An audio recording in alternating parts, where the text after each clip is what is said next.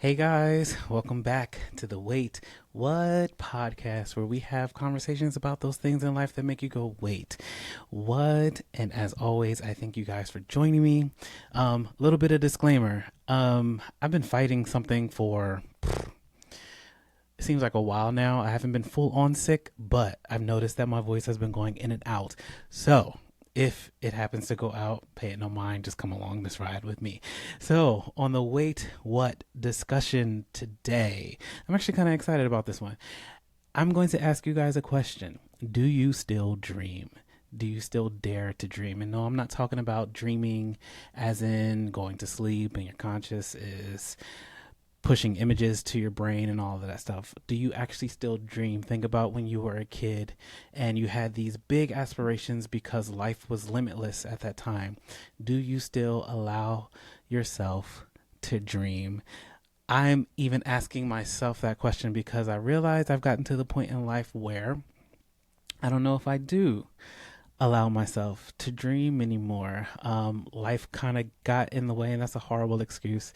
But life kind of gets in the way, and you focus on responsibility, you focus on the day to day tasks, and I don't really think about what it is that I really want to do in life. I even asked a coworker the other day, if you could do anything in life right now, excuse me, if you could do anything in life right now, what would you do? Where would you be? Where would you go?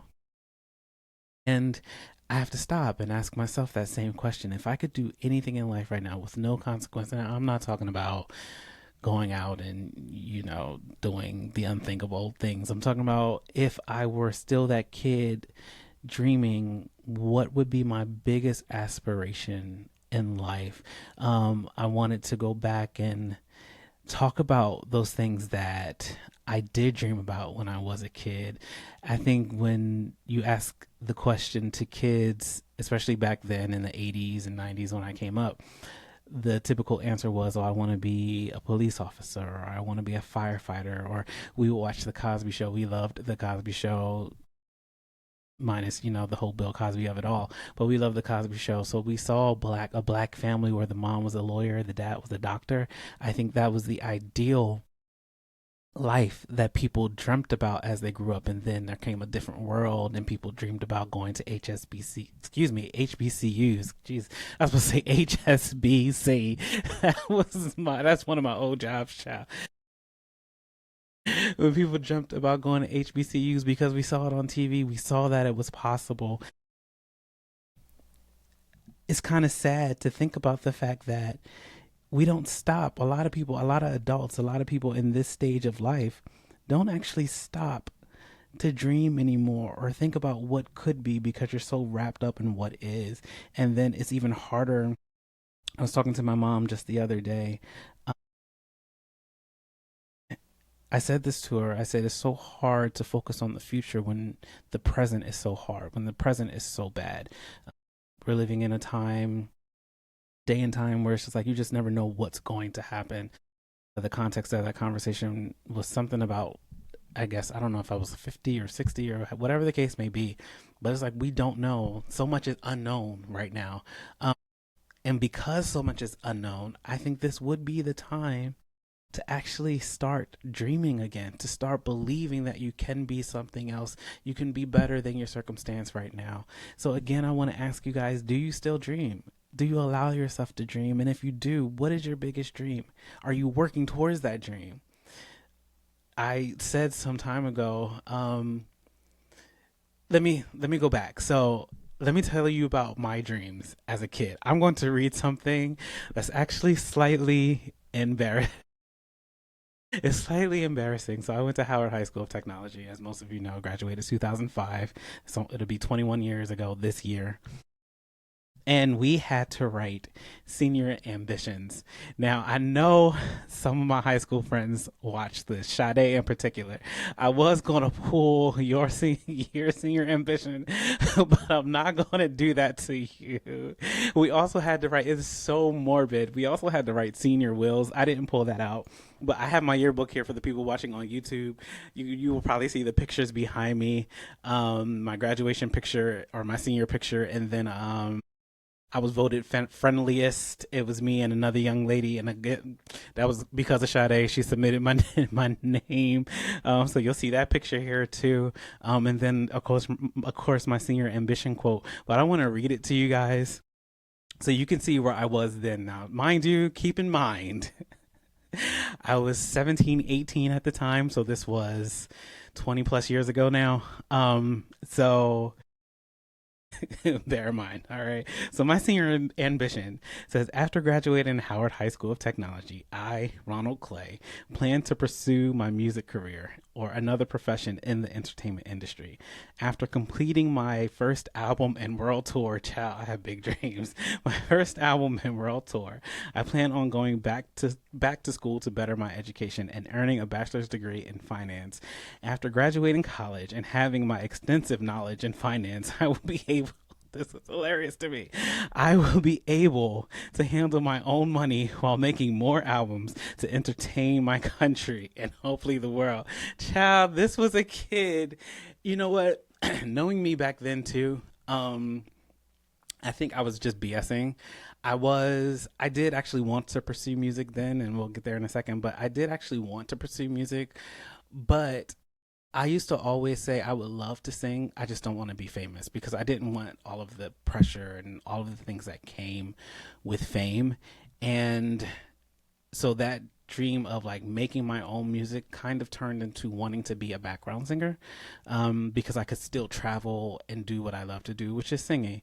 Um, but geez, reading that now with tainted eyes, I guess, that for lack of a better expression, reading that now, it's just like, what held me back from actually pursuing it?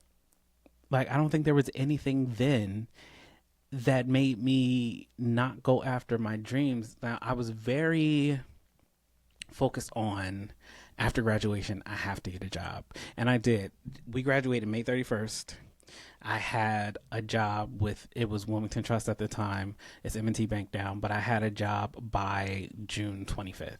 So it took me less than a month to find a job, like a real adult job. Now, mind you, all through high school, I worked. I had my first job at McDonald's at 14 years old. I only worked 2 days. My parents made me quit because I could only work on the weekends because I was only 14 and they weren't trying to take me to work because it was all the way it was out of the way. And back then the buses ran on Saturday, but they did not run on Sundays then. Here in Delaware, I live in Delaware. It's a small, it's the first state, but it's a small state. You know, they're a little slower with things.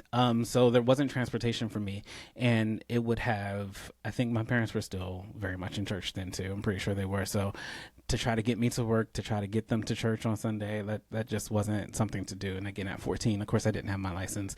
But then I started working at Walgreens, and I worked at Walgreens from 15 all the way through all the way through high school, and then on even past high school, I held that job.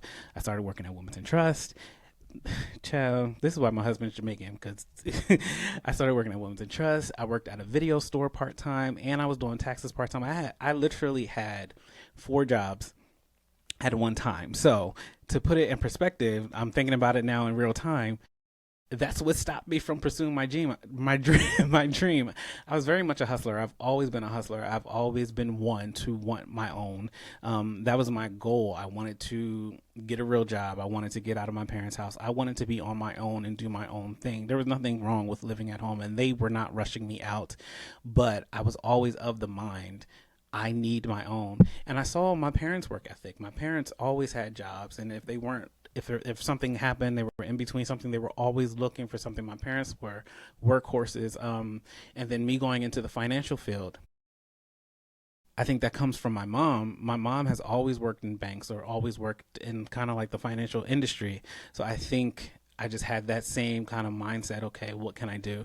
But yeah, I got that job at Wilmington Trust straight out of high school. That was my big thing. But again, getting back to the dream of it all, I think me starting that path so young, because I was only what? I graduated high school. I was 18, 19. I was 19 because I was held back a year. So yeah, I was, and my birthday is late. So yeah, I was 19 by the time I graduated high school. Yeah, I think from then on, I've just worked, and and again, because I live in Delaware. there aren't a lot of avenues to pursue arts. Yeah, we had Christina Cultural Arts Center, and I probably should have looked more into possibly taking like vocal lessons or being a part of the productions and stuff that they did. But at the same time, those things weren't really fostered in our household. Like they weren't really like cultivated. All we really knew was like school and church. So for me to go out and yeah, I have this dream, but I have no um idea of what to do to try to pursue it. So again, I just focused on making sure I had a job, making sure I could pay the little bills I had for the couple years. Yeah, I was 19, so yeah, what 2 years? I moved out when I was 20. Like yikes! So like the year and some change that I was still living in my parents' house. I just had the couple bills. I had my car note, I had my phone bill, and then rent came very shortly after that. I had me and a buddy of mine that I went to church with. We got a place. We got our first apartment. I was 20 years old. First of all, 20 years old getting your first apartment. That's ambitious. I made it work though for the most part. I stayed out of home for a while until I absolutely had to move back home. And I told you guys that story before. But again, yes, getting back to the dream of it all, I didn't know how to pursue that dream. Um, it didn't come until years later, when I say years later, that I actually started to make my own music. So the whole album and world tour of it all, that completely went out of the window. And I did get an email. It's from my dad. He's the first like official quote unquote submission. But he said, we would like to hear some of your music on your podcast, and we would like to know where the music comes from inside of you. So firstly, you actually do hear some of my music on my podcast. My opening song is my song. It's called "Not Another Sad Song." It's a duet with my sister and I. I love the production on the song, and I'm not the proudest of the lyrics. All of the songs that I've put out are I wrote. I, I had no help. I absolutely wrote myself. So let me back up a little bit. I did release a song before that. It's called Over Now. And that song was about the relationship I told you guys about in the previous podcast where the dude literally just stopped talking to me. the fun the funny thing is I was already with my husband when I wrote that song. I think, were we married yet? We may have been married by the time I recorded it. And I can't even really say, you know what? Yes, it was about him. I think it was something that was on my mind. It was like all of the things that I wanted to say, but never really got a chance to say. I couldn't even tell you how the song goes because honestly, to be honest, I hate I hate the song now. I was inspired. I remember I was inspired by a Lettucey song. She's one of my favorite vocalists living today. I was inspired by a Lettucey song. I was listening to her record. I forget the name of it, but I was listening to one of her records. How I write. I'll hear a song, and because I can't actually make music, I'm not good. Like I can listen to a song and I will eventually figure it out. I could figure it out on a piano, but to sit down at a piano and actually play something myself, I'm not going to say I can't do it, but it's not something that I ever fostered enough to actually just be able to do. But I'll hear a song and it will take, like, I can hear it, and in my mind I'm hearing different lyrics to the production of it. So I will write the lyrics that I hear over the track, and then I'll get somebody to make a track or make a beat. Guess we can find a studio, go make us some beats. Sorry. um so I'll have somebody make a beat. At the time I was using this studio called Occupy Studios. It's here in Newark, Delaware. It's right off of Main Street, and they used to have a package called the custom beat package. So they had producers, I'm sure they were students of the university that probably majored in like music production or something like that. But so the first song, I sat with the producer, I sang to him the song. I would sing it for you guys, but I don't really remember it. I think it starts, I gave you my all, wish it was worth it. Something like that.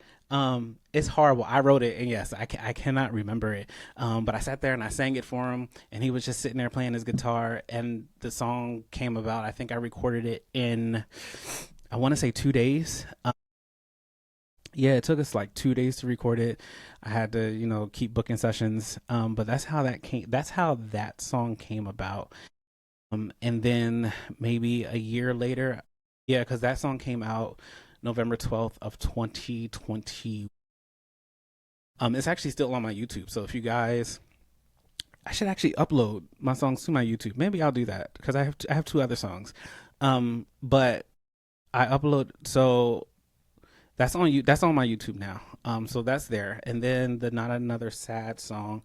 That was a song, coming off of the depression song that was over now. I wrote because I just wanted to be happy. I wanted to dance. I was in a good space. And I can't remember exactly all that was going on, but I remember here too. I was hearing a John Legend song. I can't remember exactly the song, but it had kind of like that soca beat, and I was like, "Ooh, this sounds good. This feels good." And like all I kept hearing is, "We don't need another sad song." That I was like, "Okay, that's cute. That's cute." And I'm like, "Okay, so how can that go?" So that's how that song came about, and it was just supposed to be a fun, feel good song. I don't really care for the writing on that song. So I wish I would actually re-record it because I would rework it in a way that I'm like, okay, well this makes sense this way. The second verse on it, I'm just kind of like, I don't really care for it. So I would actually re-record all of my songs. I would try to rework the writing on it because the first two songs, they're very amateurish as far as writing is concerned. And again, Occupy Studios with the second song, sat with the producer there, and I sang this again. I sang the song for him. I brought my sister into the studio. Thank you for coming on that song with me. And she said, yeah, I was actually very surprised. If y'all know my sister does not sing. However, my sister is probably one of the baddest vocalists that you will ever hear. You want to talk about a jazzy tone. She loves like the Ella Fitzgeralds and Billie Holidays, so like she kind of like embodies that when she sings. It is oh my gosh, it is gorgeous. But so that was the second song. So the third song I wrote is called You Got Me, and of course that was inspired by my husband. It's funny, we were actually in the process of moving from my first apartment into our first home together, our first apartment together. And I remember going to Lowe's to pick up boxes, and I was listening to this song by Jalen Josie, and all of a sudden, like I literally sat in the parking lot in Lowe's and just wrote it in like 10 minutes. And I remember coming home, I was like, so I wrote another song. He was like, wait, what? You weren't even going that long. Yeah, and honestly, it is probably my favorite song lyrically. Shout out to my brother, my oldest brother. He produced the track. Like he created the beat. I still took it to Occupy Studios, and the gentleman that actually mixed it for me, he's a young kid, and I loved it when we listened to it in the studio. However, listening to it now, there's too much space. People who make music know exactly what I'm talking about. But there's too much space between my vocal and the track. So it almost sounds like I'm singing in like a different room, or it doesn't match. It doesn't match. So I would love honestly to get that song remixed, remastered, whatever the phrase is, and put that back out because I actually love that song. I was very proud of the lyrics for it. And again, that's another song. I don't even remember how it goes. I'm giving y'all little snippets by singing like just a little part, but I don't even, how does, you got me, baby, you got my heart. Yeah, that song. Yeah, I need to relearn these songs. I need to get into the studio and redo them. And that's the other thing. So I've said this a couple times in this episode now, but again, I live in Delaware. Delaware is very hard. It is very niche. It is very cliquish. I've reached out to different people about making more music, and I always get oh, I got you. And then I'm never got.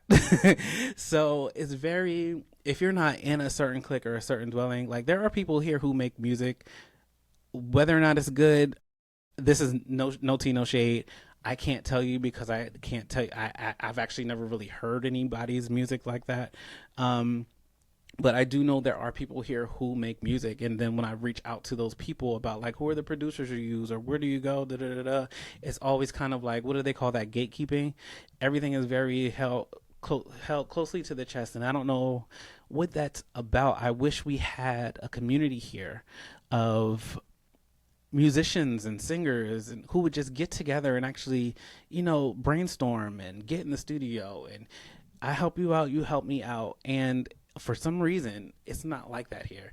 And it can be very frustrating. And again, going back to the whole dream of it all, it's hard to have dreams when you don't have people around you to help you get to where you need to get. I remember having a conversation with my husband some time ago about possibly moving to like a place like Chicago or like Atlanta or something where I know there are really good like music communities. There's no real good music community here. There was a place where they did open mic nights. It was a place called Cool J's, and I was a featured artist one time at Cool J's, and that was cool. That was cool for what it was. But it kind of stopped there. There are other things going on that I see people trying to pop up and do, but again, there's no real community here. Like if you're not in with certain people, you're just not in. And it's not like people invite you, and like people know I sing, or like they'll hear me sing and they'll be like, oh, I forgot you can sing. But again, it's like it's not like it's a secret, so it's just like, okay, we know. So again, like getting back to the dream of it all, it's hard to follow a dream now when you don't really have the resources to get to where you want to be. And that may sound like a cop out, but it's really not. You still need help along the way. And there aren't too many people here willing to help, which is sad to say. It's actually very frustrating. It's actually very annoying. But it is what it is. But if I were to dream now, if I'm being honest, if I'm going to, I've shared this sometime before, but my biggest dream, and I can't say I'm too old or I'm past it, but I would love to play Seymour Krelborn in Little Shop of Horrors, whether it be a local production or whether it's in Philly or New York somewhere. I would love to play Seymour. Little Shop of Horrors is one of my favorite movies, if not my favorite movie. Is for sure my favorite musical, but Little Shop of Horrors, I've always kind of seen myself as Seymour. I would even do the voice of Audrey too, if it came down to it. I would just love to be a part of that production. That's one of my dreams. So again, I ask you guys, do you still allow yourself to dream? And a lot of people use the excuse, oh, where I come from, people don't do that. And I challenge you to not allow your upbringing or where you came from to be the reason why you feel as though you can't succeed or go past or go beyond the point of where you are now. In Delaware, there are these famous poets, well, not famous, but twin poets. I'm sure you guys probably remember them, but they used to go around to different schools and different venues, and they used to recite this poem called Dreams Are Illegal. Like that was probably like their biggest thing. Dreams are illegal. And I think they were, if I remember correctly, the premise of that poem was, don't allow your circumstance, don't allow your environment to dictate what you dream about. And if I were to have allowed my environment, because we didn't always grow up in the best of areas, I've literally seen a man get shot in the street. I remember it like it was yesterday. The guy was saying, if you're going to shoot me now. The dude said, "Pow." My mom scooped me and my sister up and dragged us back up the steps. I remember sitting on the steps later on that day, not the outside steps that she dragged us up, but I remember sitting next to my dad while he was on the phone with his mom, picking the splinters out of my knee from my mom, like, because I remember my legs hitting the stairs. It's not funny. The circumstance, that situation was not funny, but looking back on it now, we still here, child. We made it. But I never allowed where I came from. And let me say this too. I never felt unsafe. My parents always made sure that we were safe, that we were kept and we were loved. But I never allowed where I came from to dictate where I was going. So don't use that excuse of, oh, I come from the hood. I come from the streets. This is all I know. It's not all you know. It's all you allow yourself. It's all you allow yourself to know. And then also with dreaming, If you do pursue your dreams, I've said this before too. One, it's never too late to pursue your dreams. It's never too late. But also, don't be nobody's fool. Yes, pursue your dreams, but I've said this before. Fund your dream until your dream funds you. Don't get so caught up and wrapped up. Listen, life is crazy right now. Don't be out here without no job because you're trying to pursue your dream. You in your 40s or 50s still talking about you gonna be a rapper or a musician, and if it ain't working for you, baby, go get you a job. Keep a job. But yeah, fund your dreams. Do all that you can do to make sure your dream happens if you still have that dream. Don't let anybody deter you, but be smart about it. You should be in a stage in life right now. Again, I'm almost 40. If I were to do music again, I know that comes with a cost and a price, but I'm not going to be stupid enough to be like, you know what, this is what I'm going to do full time and bump what everybody else is. No, I got real responsibilities. I got to pay rent. I got to pay a car payment. I got to pay insurance. Child, it's too much goes on. And that's the other reason. That's the other thing. People ask me if I still sing. Not really. Because a lot of my singing I did was in church and at weddings, and I haven't been called to do a wedding. My friend Khadijah did ask me to do her wedding, which is not until next year. My cousin also asked me to do her wedding, which again is not until next year. So I will do those. I'm still available to be booked, so email me, RTC Music. I will send you my contract. Yes, I have a contract because we don't do anything for free.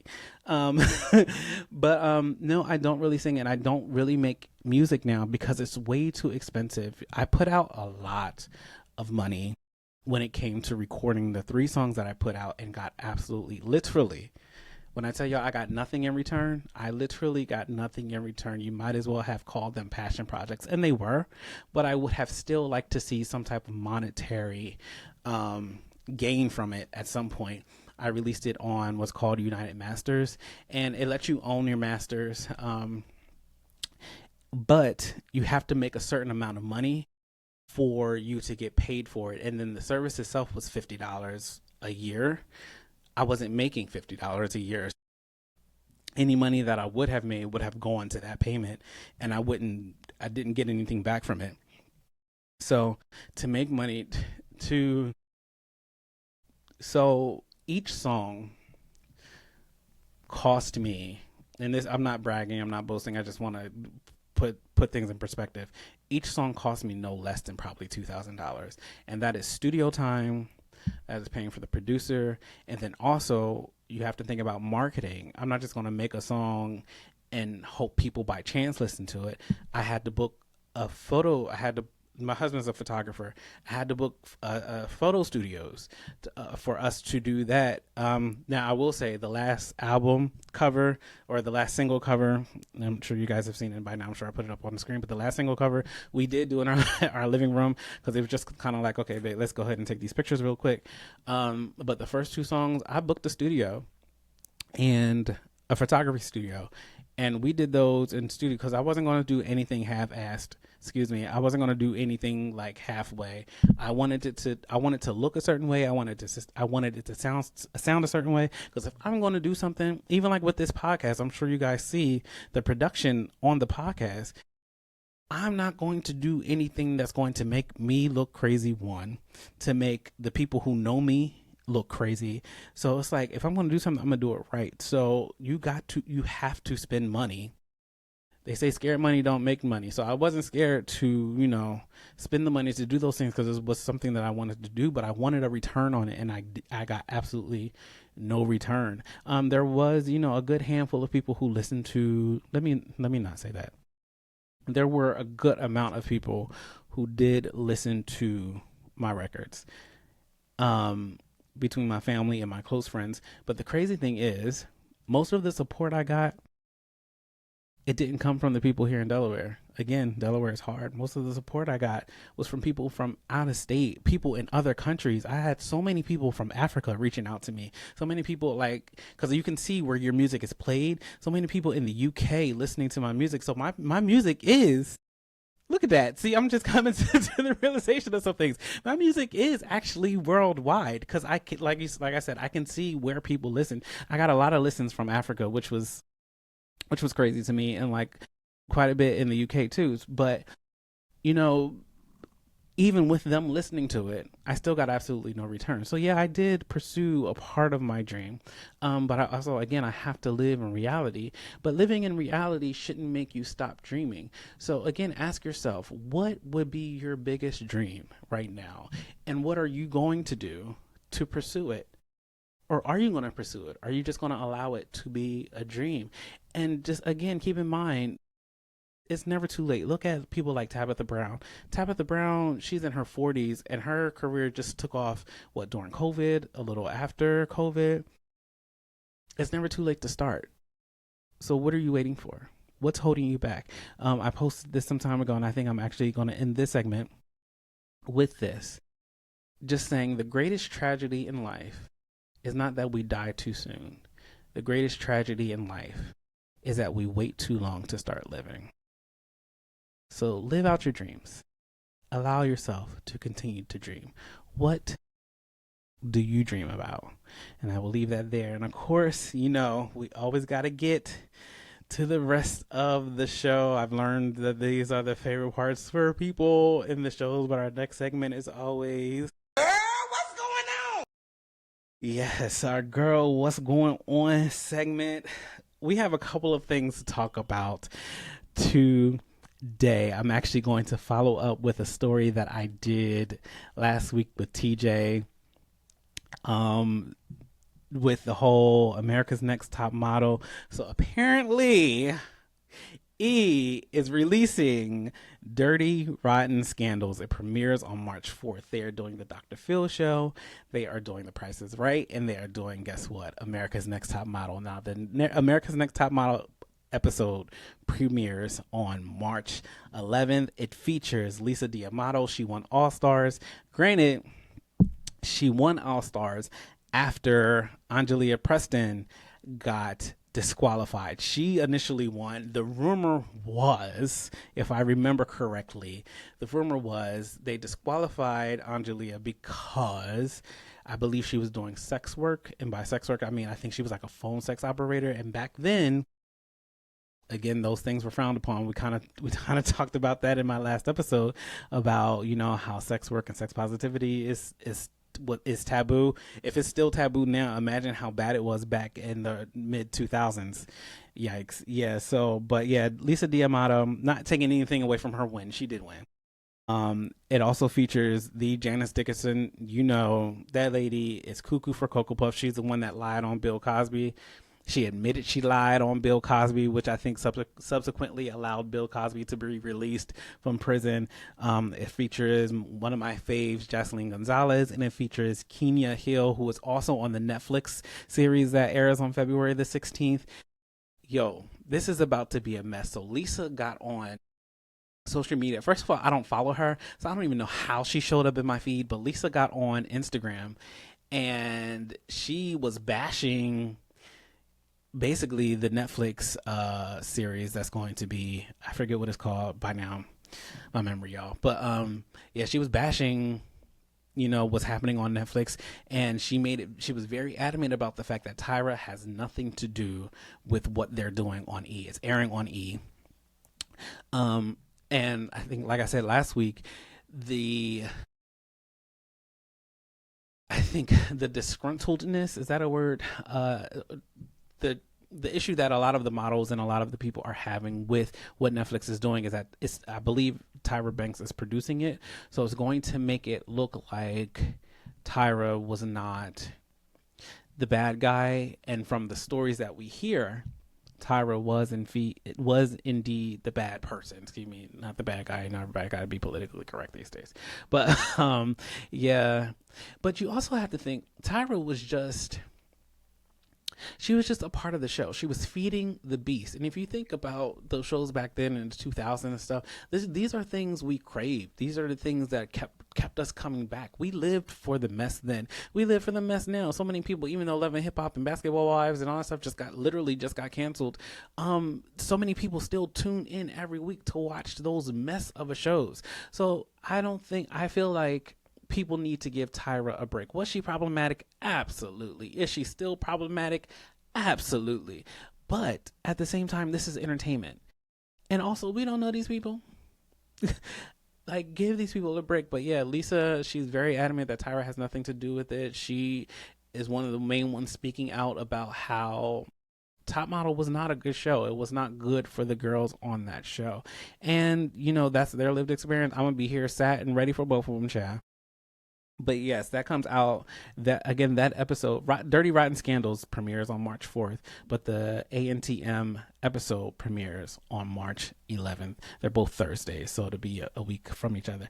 The next thing I want to talk about, the Grammys were just this past weekend, and shout out to all of the winners, the big winners of the evening. Album of the year, Bad Bunny. Bad Bunny made history with the first Latin album to win Album of the Year. So shout out to him. Bad Bunny, that man is fine. He is doing the Super Bowl this weekend too. If you guys are watching this on Saturday, he will be on your TVs on Sunday, or if you're listening to it, either way, he's doing the Super Bowl. And of course, MAGA is upset that he's doing the Super Bowl because these idiots don't realize that Puerto Rico is part of America. Get over it. Yeah, so shout out to Bad Bunny for Album of the Year. Record of the Year went to Kendrick Lamar and SZA for Luther, as Cher said congratulations to Luther Vandross. SZA is so sweet because she was on the red carpet afterwards, basically trying to take up for Cher. First of all, Cher is of a particular age, so you know she don't know no better, child. Leave Cher alone. That was funny though. Song of the Year went to Wildflower. Excuse me. That's Billie Eilish and Phineas O'Connell. They are a brother and sister duo they've won 2 Oscars now. They are apparently, for the entertainment people who do the voting, they love this brother and sister team. I like some of Billie Eilish's stuff too. And Best New Artist was Olivia Dean. I haven't heard a full body of work of hers, but like the couple of songs that I've heard of hers, I really like. That I should actually really start digging into the artist that she is. But the drama from the Grammys, most of the artists got on stage to voice their political opinion, saying F ICE and advocating for immigrants. Everybody seemed, literally, I think everybody did that except for Jelly Roll. He won Best Contemporary Country Album. Now, mind you, they had to split the country category because the girls was upset that Beyonce won Best Country last year. So they said, oh, no. This black woman is not about to come in here and take our award. So we need to make sure we split this to categorize real country. Anyway, Jelly Roll won for Best Contemporary Country Album, and he's getting a lot of backlash for not speaking up. And then in the AP Associated Press room afterwards, people did ask him, you know, why didn't you speak up? His excuse was, oh, nobody should listen to me. I'm just a dumb redneck. I only had a phone for like the past 10 years. I'm not on social media. So, you know, I'm not one to really speak out, which is BS. Sir, just say you don't mind what ICE is doing. You don't mind what this government is doing. Or I will give you an out. If you do mind, you're afraid to say it because you know the type of people who consume your music. So you're more concerned. I said this, we talked about this some time ago, or, you know, when I do the live chats, artists, they think about their dollar. So he's probably one of those artists who was afraid to say, yeah, ICE is wrong, or this administration is wrong, because he knows what his base is.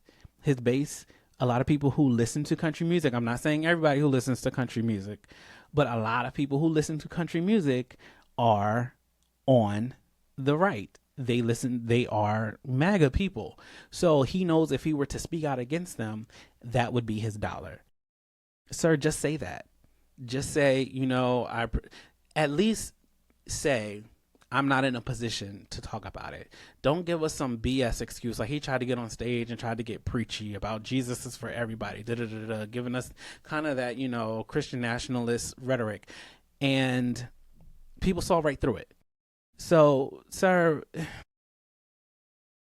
I'm not saying you have to publicly pick a side, but also don't try to mask the side that you're on. And if you are against what this administration is doing, because you have such a huge platform, this would be the time. You won 2 awards Sunday night. This would be the time for you to speak up and speak out. The more people like you speak up and speak out against it, if you are against it, maybe things will start changing. Now, granted, y'all have no power in what this government does, but at the same time, once you get more people on board with what's wrong, I'm just saying, yeah, Jelly Roll is catching a lot of heat, and honestly, I would say deservedly. Sorry, not sorry. So yeah, that was the Grammys. And I also want to shout out Durand Bernard. He won Progressive R&B Album for his album Bloom. The joy in his speech. The man ran down to the stage. Now, granted, he said he sat all the way in the back of the auditorium. Now, he got one of the awards that they give out before the show. He got one of those awards. But of course, those people still, if they're in the audience, they're still allowed to give their speeches. This man ran all the way from the back up to the front of the stage, and he said, "Happy Black History Month." Yes, Happy Black History Month, y'all. But Happy Black History Month to me all year, or something to that effect. And I keep watching his speech because you can just see the joy that he gives. The man has been grinding. I've actually, honestly, I have been a fan of Duran since he was doing his YouTube videos. I remember some time ago I saw him singing Bang Bang by Nancy Sinatra on YouTube, and then I saw him singing some song by Rihanna. I forget the name of the song, but like, I've been a fan of him since way back then. The man's been hustling for 20 plus years. He's contributed to a lot of artists' work. If you see Erykah Badu out on the road, you'll see him on stage with her. But yeah, just the joy that he brought to the Grammy night, and the man was hype all night. So again, shout out to Durand Bernard. He'll probably never see this, but y'all know who I'm talking about. And yeah, so that is my Gworl What's Going On segment. And we are going to get to our What You Said, our What You Said segment. Again, I have another Am I the Asshole post from Reddit. Again, you can still send in your submissions to rtcmusic@gmail.com. Again, that is rtcmusic@gmail.com. If you have something that you would like for me to give my unsolicited advice on, again, if you want to be anonymous, just make sure you say that in the message. And then also, I will just give you, my little 2 cents, chair, because I be having a lot to say sometimes. Hopefully this is a good post. Again, I skimmed through it. I didn't read the whole thing, just because I want to give y'all my honest, raw reaction in the moment. And sometimes you guys see me or hear me processing the story in real time. So I may start off one way and then in another way, but we're going to get into this. So, am I the asshole? This was posted 3 days ago on Reddit. Am I the asshole for not traveling to meet my boyfriend who lives far away? My boyfriend and I live in the same city, but a good 45 minutes from each other. Neither of us can drive, and we are both tight on money and also busy right now. So it's hard to travel. We take turns traveling. Sometimes he comes close to where I live, and sometimes I go close to where he lives. And every time I go to where he stays, we typically meet at his house. I don't live alone. So when he comes to meet me, we meet outside. Catch me outside, how about that? He works not too far from where I live, and I've taken some time off work right now, so I'm free. I suggested that we meet close to his workplace in the evening after he's done, because I figured it'll be easy for both of us. But he said he would be tired and that he would rather go home and have me travel 45 minutes to an hour to come meet him close to where he lives. Okay, I'm gonna keep reading because I have thoughts already. Honestly, I didn't want to do that. It'll be late in the evening by the time we meet, considering how long it'll take for me to travel to get there. I know he won't stay for long either, which is fair because he'll have to go to work the next day. I said no, I don't want to come. I'll come there during the weekend when we'll have more time together and it'll make sense for me to travel that far. I suggested child punctuation. It says well, but I'm pretty sure this person means will. I suggested That still doesn't make sense. I suggested we meet close to his workplace during the week if he wants to. But if he's tired, we could just meet during the weekend. He was annoyed by this and said it's not fair for me to not meet. It's not I should have read this because the grammar child. Okay, he was annoyed by this time and said it's not fair for me to not meet him close to where he lives during the week. And that when I asked him to meet close to where I live, he just comes and doesn't want to meet after work, and he works so close to me. But okay, fine. If you're tired, you're tired. But I felt it was unfair of him to ask me to travel so far and meet him during the week when there's an easier option to meet close to his workplace right in front of us. I said he doesn't have to do that. I'll just come over to his side of the city during the weekend. Also, from my perspective, we travel an equal amount to each other's side of the city, but he says because I meet him at his house where he calls me, by the way. What? It doesn't count, which is wild because it still costs me time and money to travel and go to his house. Am I overreacting here? Should I just go meet him during the week? I've taken time off of work, so I'm not too busy for it, but it's just the expense I'd rather not bear when there's an option to meet close to his workplace. I should have read this. My apologies, y'all. First of all, how old are y'all? Let's start there because if you're meeting close to his house, you said you don't live alone, but does he live alone?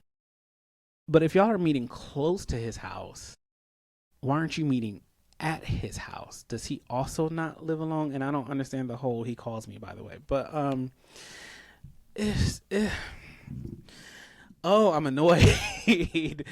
So no, you're not the asshole for not wanting to go. Let's start there. No, you're not the asshole. And especially if he works close to you. I understand you not wanting to bring him into the home if you're not. But even still, how old are y'all? Because why can't he come in his house, regardless if you live alone or not? Who are you living with? If it's your parents or a sibling or a cousin or a friend, why can't your boyfriend come? If you're grown, I'm assuming you're grown because you said you're not working. But if you're grown, what's the problem with you bringing a boy over? And I'm assuming this is a person who identifies as female. Now they didn't specify their gender, so they may be other than female. So I can understand maybe if they do identify as male that you wouldn't want to bring your boyfriend over, but again they didn't specify. No, again, no, you're not the asshole for not wanting to go, but I just have so many questions. And again, it just starts with how old are y'all? And then two, if you're going close to his house, why can't you go to his house? But again, maybe this is two dudes. We won't go with baby. These are two men that are not out, possibly. That's why this is so complicated, because if y'all meet close to his house but you can't go into his house, I'm assuming, yeah, these is two young male lovers. I'm making up this story in my head. These are two young male lovers. And by the way you wrote, I'm assuming you can't be any older than like 19, 20, 21 at the oldest. That these are two young male lovers that are not out to their family or friends that they are living with. It's an issue for either one to go to the other's house. Um,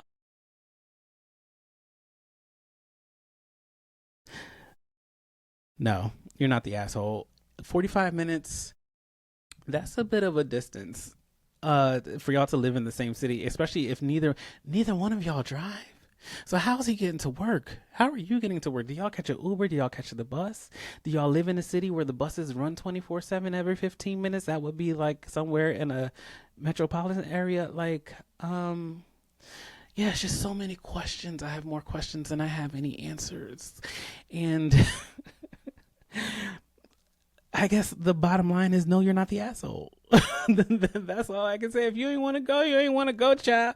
Especially if you ain't got no car and you'll be traveling 45 minutes to an hour at night to meet him after work, and you can't stay. Because you did say that. You said he wouldn't. And that was the other thing I didn't understand. If you went out to him to meet him by his house, you said he wouldn't stay long, which is understandable because he has to get up and go to work the next day, but you don't. So that's why you offer to just come on the weekend. So if you're going by his house, when neither one of you have a car, are y'all meeting up at a park somewhere? Yeah, these are two young gay lovers. This is some foolishness. Again, no, you're not the asshole. You don't have the proper means to go out there and meet him. He was actually kind of the asshole for not agreeing to just meet you after work if he works so closely to your house. I can understand being tired and wanting to go home. This man don't like you. It takes nothing out of your day. What's the saying? If they wanted to, they would. If he does work that close to your house and if he can't just meet you to spend a little bit of time with you, but would rather have you come out 45 minutes to an hour, actually, he's the asshole. So, no, my dear, you're not the asshole. And that's our show. Thank you guys again for watching. If you're watching here on YouTube, thank you for listening. You can listen anywhere you stream your podcast, again, except for Apple, because Apple is still trash and they're still not uploading my videos. The website says they're on there, but the link does not work, so I'm not sure what's happening there. But Amazon, you can listen on Amazon, you can listen on Spotify, you can listen on rss.com. Again, thank you for listening. Don't forget to like, comment, subscribe, and share this with your family, friends, your loved ones. Share it with a stranger. Again, I appreciate all of the support I've been getting so far. It's been way more than I anticipated. So again, thank you. And like always, take care of your heart, take care of your mental, take care of your spirit. I think I said that in the wrong order. But anyway, y'all know what I'm talking about. Bye, good.